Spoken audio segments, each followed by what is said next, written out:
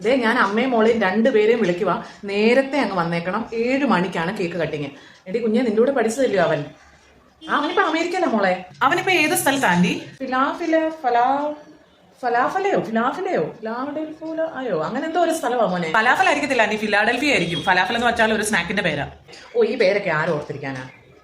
നല്ല ശമ്പളമാണ്, 8 ശമ്പളമാണ്. നിങ്ങൾക്ക് 2 പേർക്കും അറിയാമല്ലോ. അവൻ LKG തൊട്ടേ പഠിക്കുമ്പോഴേ എല്ലാ സബ്ജക്റ്റും അവന് 100-ൽ 100 മാർക്ക്.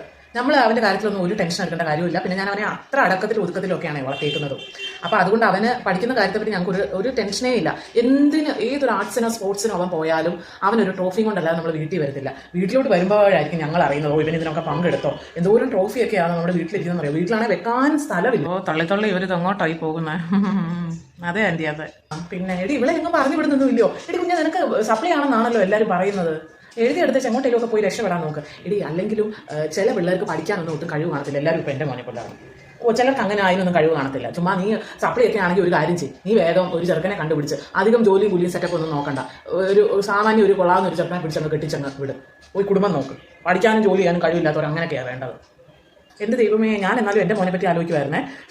ഞാനിവിടെ ഒറ്റയ്ക്കാണ് താമസിക്കുന്നതെങ്കിൽ പോലും അവൻ 50,000 രൂപ എല്ലാ മാസവും എനിക്ക് ചെലവിനായിട്ട് തരും. ഞാൻ എപ്പോഴും അവനോട് ചോദിക്കും, എന്തിനാ എനിക്ക് ഈ പൈസ എല്ലാം കൂടെ? അവരിപ്പോൾ അവിടെ 4 കോടിയുടെ ഒരു വീടാണ് എടുത്തേക്കുന്നത് അമേരിക്കയിൽ. ഇവിടെ വന്ന് നിൽക്കുക, അങ്ങോട്ട് ചെല്ലുന്നൊക്കെ പറയും. പിന്നെ എനിക്കിവിടെ ഒന്നിനും ഒരു കുറവ് കാണല്ലോ എന്ന് വിചാരിച്ചിട്ട് എല്ലാ മാസവും 50,000 രൂപ അവൻ എനിക്ക് അയച്ചു തരും. വേണ്ടാന്ന് പറഞ്ഞാൽ കേൾക്കത്തില്ല.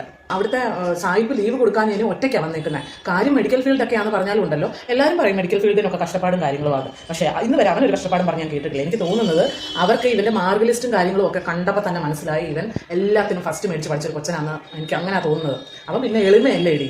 അവൻ അതിൻ്റെ അഹങ്കാരവും കാര്യങ്ങളും ഒന്നുമില്ല. അവൻ അതെല്ലാം ഉള്ളിൽ ഒതുക്കി അവൻ കൊടുക്കുന്ന പണി, അവൻ ഏൽപ്പിക്കുന്ന പണി അവൻ ചെയ്തു കൊടുക്കും. അപ്പോൾ എനിക്ക് തോന്നുന്നു അവർ ഈ മാർക്ക് ലിസ്റ്റും സർട്ടിഫിക്കറ്റും എല്ലാം കൂടെ കണ്ടപ്പോൾ അവർക്ക് പിടികിട്ടി ഇവൻ യൂണിവേഴ്സിറ്റിയിലെ റാങ്ക് ഹോൾഡറാണ്.